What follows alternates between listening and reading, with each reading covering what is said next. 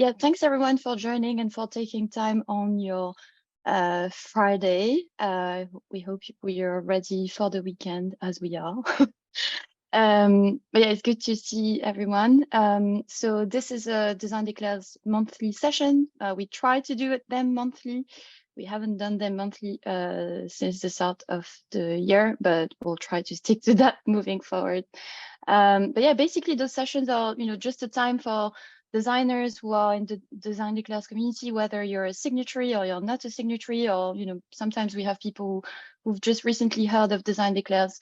But it's an opportunity for the community to come together, get to meet each other, but also to share our kind of thoughts, resources, and practice, especially around the 8 acts of the Design Declares declaration.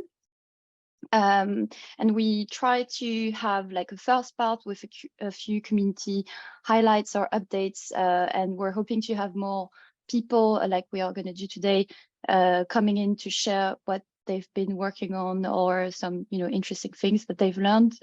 And then we also try and have a discussion in the second half of the session.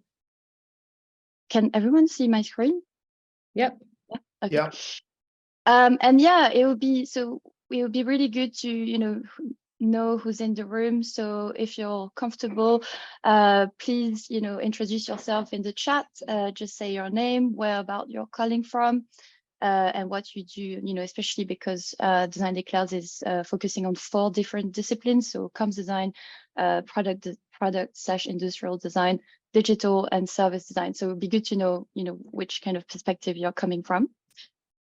So yeah, let's introduce ourselves. And for people who might be new, because we've been promoting the event on LinkedIn, and we know that people tend to discover the sessions through that also. So if you don't know what Design Declares is, it's a campaign that we started with 3 other designers, one from each of the 4 disciplines. Basically to continue to build momentum and raise awareness around the importance of considering the environmental and ecological crisis in our work. Oops, sorry, I think someone needs to mute yourself, please. And we also want this community to be a space to be able to share openly, how we work and to collaborate, because it's only through that we can make more and accelerate our progress and impact. So we have 8 acts around which we organize, our thinking, and we encourage everyone to take action. And there's also a toolkit, which we're going to quickly show later on if you haven't seen it yet, which provides resources to take action around those 8 acts. And we also have, signatories. So if you go on the Design Declares website, you can sign up as a signatory if you're, registered freelancer or as an organization. And we have 316 signatories in the UK at the moment, and we also have more and more global supporters. We're looking into actually having a counter for the global supporters because it's growing. And we're also actually in discussions with other countries, people in other countries who are willing to start a Design Declares in their country to make sure that the learnings are also applicable, to the different parts, and that it's manageable, because at the moment we're doing this on a voluntary basis. So just a few updates. So from the Design Declares team, actually, there's a few of us here in the room. Feel free to say hi, Design Declares team. But yeah, we have been very busy with our day-to-day work, so not being able to give as much time as we want to this, but we've actually still been doing a lot around organizing the sessions, continuing to share some content on the Instagram. We constantly also have some signatories to go through and approve. But now we want to really focus on encouraging people to share their work and to, build this kind of community of practice and improve the resources that we have. So we'd encourage you to get involved in that. And we have put together this link tree with various different ways to get involved. So there's this Slack channel that you can join and, start conversations in that. There's a survey at the moment that we are hoping to get answers on to understand what we can do to support you in your practice and how design declares can improve more broadly. And also we're really keen to get more people coming in those sessions to share your stories or things that you've been working on. And if you have resources or case studies that you want to share to be added to the toolkit, please do through the links in the link tree. Someone shared the link on the chat. Yeah, don't worry about it. All we done. Cool, thank you. So then for the next 20 minutes, hopefully we manage to stick to time, but no pressure otherwise. We have two people who are going to come and do a quick share of what they've been up to.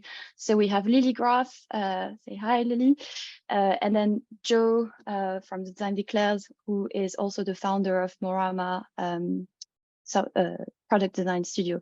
But starting with Lilli. So Lilli is a service designer at heart, but she's been doing, amazing work focusing on helping organizations and people become more resilient for the future and looking at climate adaptation. So I've been following Lilli's journey for the past year or so, since you've been focusing on that. And yeah, it's been really interesting. So I thought it would be great for you to share what you've been up to in this session today. Do you, Lilli, are you able to share your screen? Yeah. Great. Cool. Cool. Thank you for having me. I think you should be able to see the screen. I just want to make you bigger so that I can see you while I talk to you. So yeah, I want to take you a little bit on the journey. First, one thing about me, I'm Lilli. I'm a mountain girl. So I grew up on a remote mountain farm in the Italian Alps, and somehow I ended up at the complete opposite end of the spectrum, working in London for different design agencies. And now I'm a bit halfway back in Verona. So actually, growing up in the mountain farm, that's actually a very resilient lifestyle because you live very close to nature. And maybe also one of the things that I didn't really understand, but my grandma was a survivor of a concentration camp. And so resilience has always been stories as I grew up with her.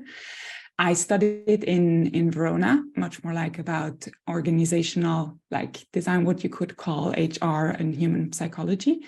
But then I really I worked on innovation projects. And actually in 2009, I worked on sustainability project, how you get funding for your eco-innovation project, how do you build modular products. But then like this transition into service design for some time, I just lost a bit, probably this focus on sustainability. And then working in agencies in London, that actually came back at ID, and we had an internal team called Operation Green Fist, and we were looking at how can we actually build toolkits or practices, but more generally around sustainability. And I've been a bit on the journey because I think when we say sustainability or climate, it's like saying sports. What type of sports do you like to do? Is it running? Is it yoga? And so I think everybody of us probably needs to spend some time in figuring out what is your preferred space within the climate space. And for me, that's actually be only truly possible because I've become a freelancer. And so I could actually be much more intentional with what I do in my work and how I also spend my time. I've been quite lucky in actually finding opportunities in that space. But I want to take you a bit more in detail on the journey and how it changed a bit the practice. So I started just with this simple question, and I thought, okay, how can I help companies start with sustainability? So what I really generally like to do is just learn things and then try to teach them, because I think teaching other people something makes you a really good in like simplifying the complexity and breaking it down. And I like sometimes if I find an opportunity to just test it with small groups of people who are open, like this is an experiment and let's see how it works out. And I think it worked out really well, because some of those companies really wanted to work with me. And then I really understood that somehow it didn't really feel right, or I needed a lot of technical skills. Specifically, it's about, for example, if you want to help a company that mostly produces plastics into moving into a more like circular design model. It's like business model. It's a lot of like also materials or technical skills that I didn't have. So somehow I really like try to understand what it is that I don't enjoy about this, or I always had this fear of greenwashing around the corner. And I was really, really drawn to all the extreme weather events. Now, when somebody asks you what keeps you up at night, that's like the consequences of climate change was something I really constantly thought about. But I was really afraid of leaning into that area, because I felt like there is so much destruction, grief, and death around it. So I actually, before I was able to really explore that, I needed to have quite a few sessions with my therapist, understanding is like why I'm drawn to this area, but why can't I really work on it? Because I really procrastinated for a long time. By then understanding that maybe I can actually reduce my anxiety if I get going and if I do something around it, and if I can help people prepare for it. And at the beginning of this, I thought it was only about how can we better prepare for extreme weather events, because my idea was we might not be able to avoid all the impacts of climate change, but we might change how we prepare for them and how we deal with them. And now one of the research that shows is like if you invest $1 in preparation, you save up to $6 in damages. And so the thing is, I didn't know people in that space of how I could actually get to work or be paid for this type of work. So what I tried to actually find is opportunities where I could combine this passion with being paid or do something. And I'm sometimes invited to teach the basics of maybe idea generation or design research at universities to like design students. And so what I asked the universities, can I bring a brief around extreme weather events? So I did one for the Politecnico in Milano and one for SUPSI in Switzerland. And it was great to have the chance to work with students. Of course, it was not always super easy, because you need to carve out also the space of managing the emotions around this topic, which is not an easy topic. And also, how can you, get them excited? But I think it's wonderful to see then how students are really engaged, because they can do something meaningful that they are afraid of, and actually addressing their own fears and working on solutions. And for example, I just showed one, some students created like a stand-up climate service that really helps people engage using humor around like extreme weather events and getting them prepared for something like that. And so after some time, I really my question became like, how can I help people and organizations become more resilient and adaptable, which was still quite broad. But I understood that it was not only about extreme weather events, but there was a whole discipline that was called climate adaptation and resilience. And it's usually a discipline that it's like a part of the whole climate space that we don't talk as much about it. And just to give you the difference between adaptation and mitigation in a nutshell, think of the fact that we're on a boat and that boat has a leak and water is coming in. And the first thing you want to do is actually seal that leak so that your boat stays afloat. And that's called mitigation. So you're addressing the root cause of the problem. If you think about the climate crisis, that is about reducing emissions and restoring carbon sinks. So everything that gets us there. But once you have sealed that leak, the next thing that you need to do is actually take the water out of your boat. And that is called adaptation. So you manage the effects of the problem. And that is the space I want to focus on. And the thing is, we can't adapt endlessly. So mitigation should be the priority number one. But as many of you might have seen this week, like it's expected that over the next years, we're actually reaching 1.5 degrees Celsius. And that means that actually we can't wait any longer and just focus on mitigation. We need to start focusing on adaptation. And also one thing to just call out is that for developing countries who have contributed very little to emissions, adaptation is the number one priority because they're already feeling all the effects of the climate crisis and they have little to reduce. For me, one of the things in that space, it's full of policy papers and researchers and scientists talking in very complex ways. And I thought that's not easy to absorb or understand. So one of the things that I started to do is just organize lunch and learns. And so I would just invite people who are curious and ask them to share one link that they find useful on their journey.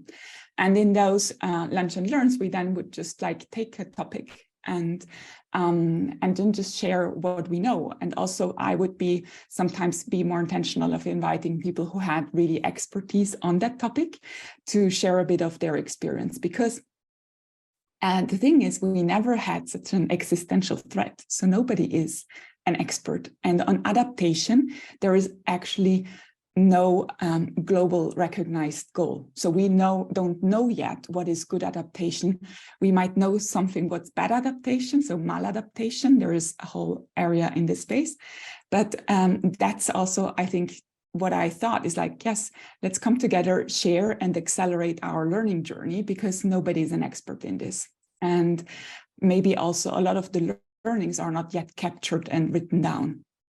And I will share the slide deck with you and you will find different topics that we treated. So we looked at like just climate adaptation in general, how you make the business case for climate adaptation, how you foster emotional resilience.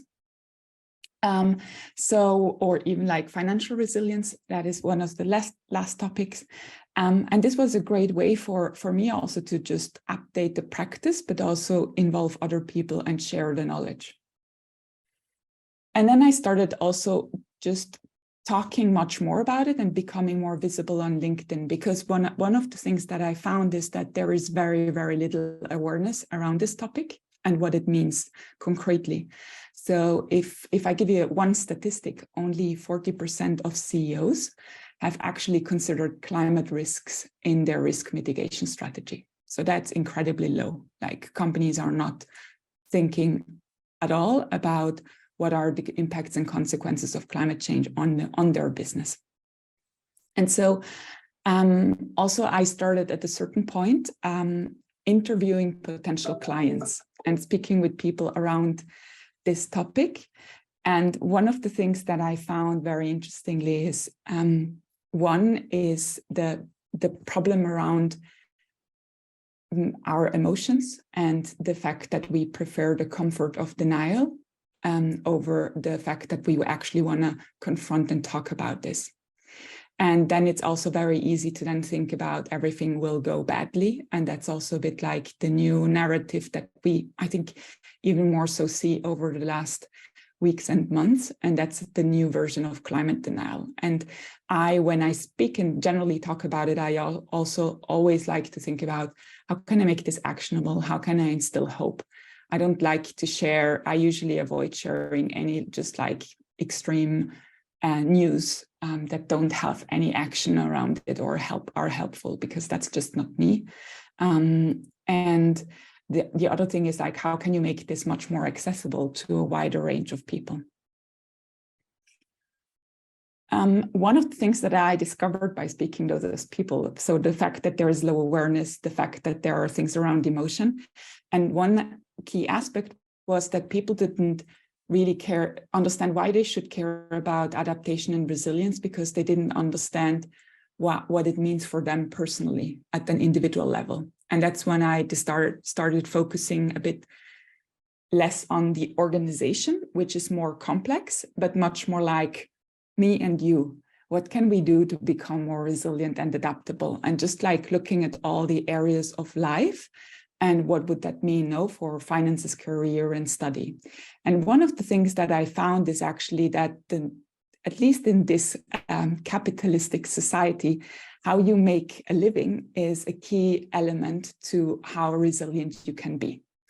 And one of the things that was surprising for me is that actually working for yourself would be a very resilient option, because you have much more control and agency over what you do, when you work, where you're based, how much time you spend, how much actually money you could make.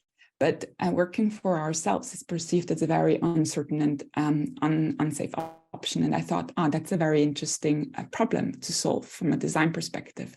And so that was actually a bit of like the starting point to basically would call it a collective that I'm currently building for people who want to be solopreneurs or become freelancers in the climate and social innovation space.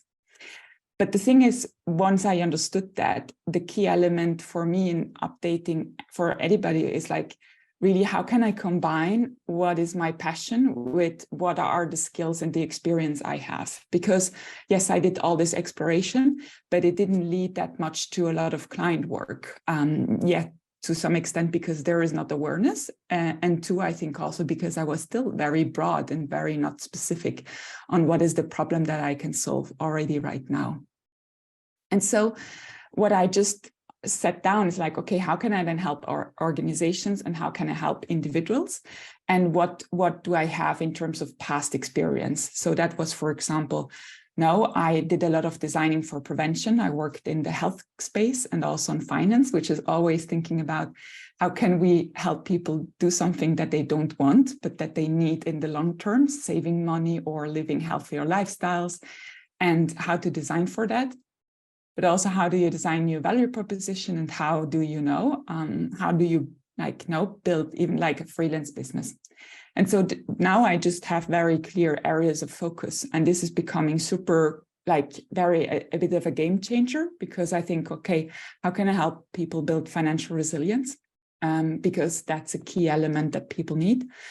And that I can leverage my past experience where I spent like 4 years working in fintechs in that space. And then also like around extreme weather events. So I think so basically what I have now and how I adapted my practice is I have at one, my freelance basically consulting business, in which I really focus on this financial resilience piece and preparing for extreme weather events. And this is slowly growing in the sense that I'm planting lots of seeds, having lots of conversation, but I'm starting to actually see like people are specifically working in this are saying like, yes, we definitely see the need, probably maybe no, in autumn or September. So that's a thing that actually is coming up. And then I'm also at the side or currently much more investing around this, how I can support freelancers or people who want to make a living in this space, in the climate and social impact space. So I think it's also hard sometimes to focus on both, but I think it's actually really like true to being resilient, having two things that you focus on instead of really like just narrowly focusing on one thing. And I want to continue to do that, the two of them, at least for this year. But not so much about talking about me. I think what probably is more valuable to you is sharing a couple of like there have been challenges in like going on your journey and identifying what you want to focus on in the climate space. I think like just understanding that sometimes we prefer the comfort of denial, which we have like then low awareness on specific topics. And I think climate adaptation is maybe one, but probably there are many other topics, because right now we're still in a capitalistic system in which we kind of somebody summarized it, we steal from the future, sell it in the present and call it GDP. And which is like a bit the system we're embedded in. There is little opportunities for the time being in this space, or at least when you are a designer and you have not been working in specific organizations, because the organizations that have high design maturity or know what design is and the power of design don't know about adaptation. And the organizations that know about adaptation and climate risk, they don't know about design. So it's a bit this tricky situation. It really requires a lot of patience and determination to planting all those seeds and sticking to it and not giving up and saying like, let me find the first opportunity that I can have to get some money. And I've been privileged because I just decided that instead of buying a flat, I'm investing in myself. So that has been a trade-off decision that I made in my personal life, but not everybody can do that. And also the fact is, because I decided to focus on this topic, I sometimes feel quite an alien with my family and friends, because I can talk about extreme weather events or very drastic things, and as a matter of fact, feel like appearing that it doesn't matter, but it's actually not true. And also just hearing certain things about how people talk about the future, and I internally know that that future as they imagine won't probably exist, is disheartening. And I actually decided at the beginning, I tried to explain, and now I often don't explain, but I don't know if it's my responsibility to explain or not. I'm also curious to hear your perspective on that. And then a couple of key takeaways that really helped me. Lilli, so sorry. Do you mind just trying to wrap up soon so we have time for Jo? Yes, sure. Discussion. So sorry. But it's super interesting. So we'll go back to the slides, I think. Yeah. For sure. Thank you. So I think now start with a question that's a key takeaway. You don't need to have everything figured out. It's really about, take the time to slow down and figure out what truly excites you. Nobody is an expert because we never have faced this, and ask for help because it's really hard to read the label when you're in the jar. So yeah, that's it. Thank you so much. And I'll hand it over, to Jo.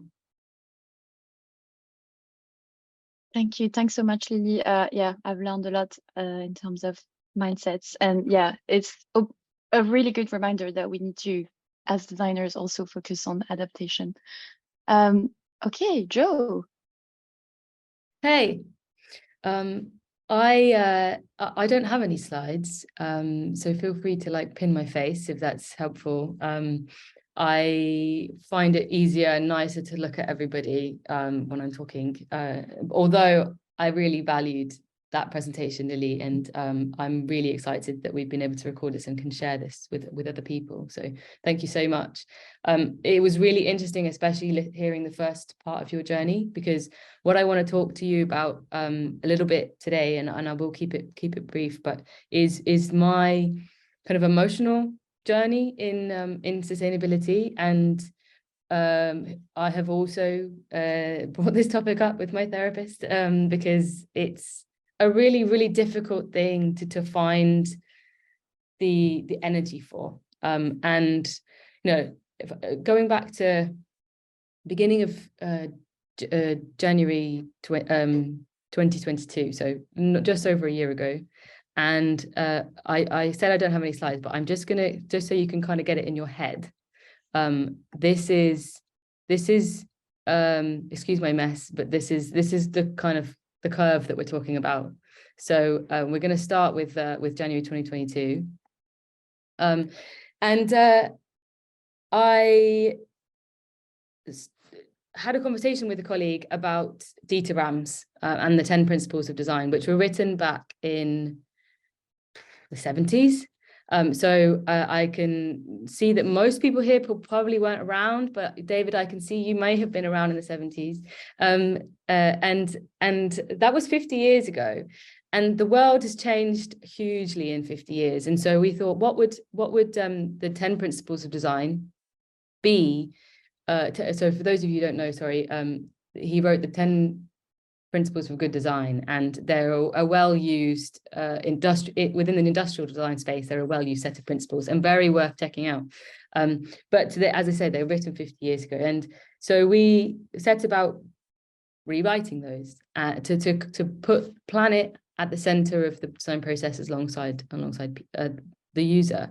And, you know, wrote those, put them up online.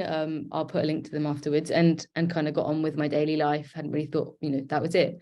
And then I had a colleague who had studied sustainable design, and she was asking me a lot of questions that I couldn't answer.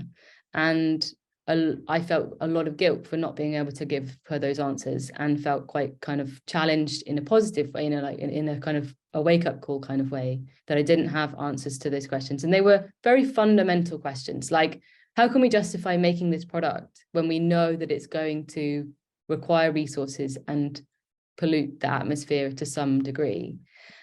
And the clarity of the black and white way that she saw the world was like a challenge for me, because it was, you know, I run a business. I see the reality of working in a capitalist society and having to actually pay people money. But it really challenged my perceptions and made me think. And so I said, look, let's start this. Help me out with this process. So we started working together and writing the Sustainable Design Handbook, which is the second thing that I put up on the internet, and then kind of got back to my day-to-day. And again, I'll put a link to that as well. But this time, I'd opened a door in my mind that I couldn't close. And I really started to have a kind of a lot of self-reflection on what we'd done as a business, what I'd been very much involved in, what products I had designed. And I looked back and I thought, I don't really think that I can give a really good reason as to why that needs to exist in the world. Why has that product, which ultimately is going to be lying in a landfill somewhere for 50, as optimistic, 500 plus years, once it's disposed of, why, what was it there for? And obviously there's plenty of answers to that question when you take out sustainability, but ultimately there didn't seem like good enough answers. And so I started to have lots of conversations. And I think that's the most important thing. You know, as Lilli said, with the Lunch and Learns, like it's about sharing your stories, sharing your thoughts, sharing your emotions, sharing your ideas, and trying to reason with these difficult, very, very, very difficult questions. And I was playing with this idea of maybe we need to work together as an industry, and how can we call people together as an industry? And you know, long story short, I was match made up with Alexi Sommer, and then Aurelie and Abdi, and all these incredible people joined the team, and Design Declares became what it is today. And I'm honestly over the moon. And if I was to look at the graph, I was at the top. I was like, holy shit, I feel amazing. I feel like we've actually doing something. We were getting people kind of on board, and we were talking at Design for Planet Festival with the Design Council, and yeah, it felt great. And I was like, yes, I'm finally like making a difference. And then that sort of high kind of passed, and all of these things that I'd learned, you know, like just over a year ago, if you'd have asked me what regenerative design was, I wouldn't have been able to give you an answer. And like, that's crazy. I feel like as a designer, everyone should know what that term means, even if they don't know exactly how to incorporate it into their products that they're working on or the services they're designing. And so it was really all about the education, because I hit that very much like I was part of this movement. I'd made something, I'd helped make something happen, but was I qualified to be having these conversations? Was I at risk of being the person who's greenwashing? And I think, so yeah, it was like, okay, I need to learn. And obviously practice what you preach. I've gone through every resource in the toolkit that Ollie's going to show you later, and absorbed as much as I can, started implementing some of these methods. But it always came down to measure what you make.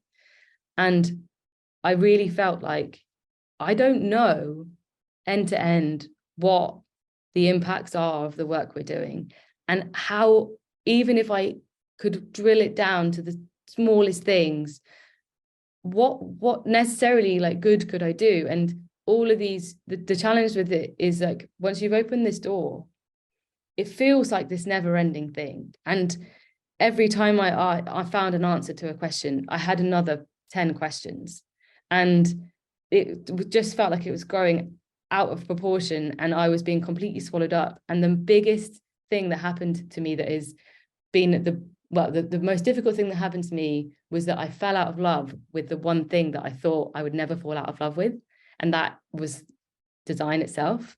And it took me, you can tell how emotional actually I am about that, like, because I've come out the other side of it. I feel like I'm in a therapy session.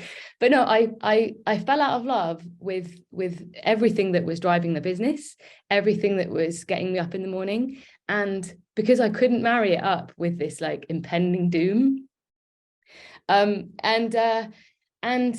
it was, two things happened. Firstly, the business started to not do as well, and the economy has not been kind.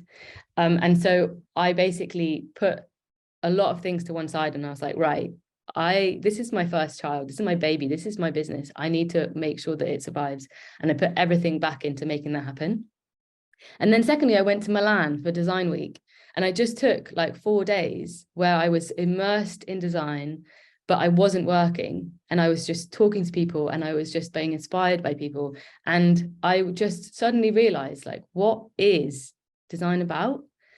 And yes, it's to solve problems, and yes, it's to make like people's lives easier, and yes, it is to keep the world going round, and yes, we work in a society, in an industry that is fueled by production and consumption, but also it is about bringing joy and making people just like making our lives worth living, like really just full of those like stories, and that passion and that love and that attention to detail that you just feel when you use something that has been considered in that way. And I realized, like, that is what I want to do. That is what I've always loved doing.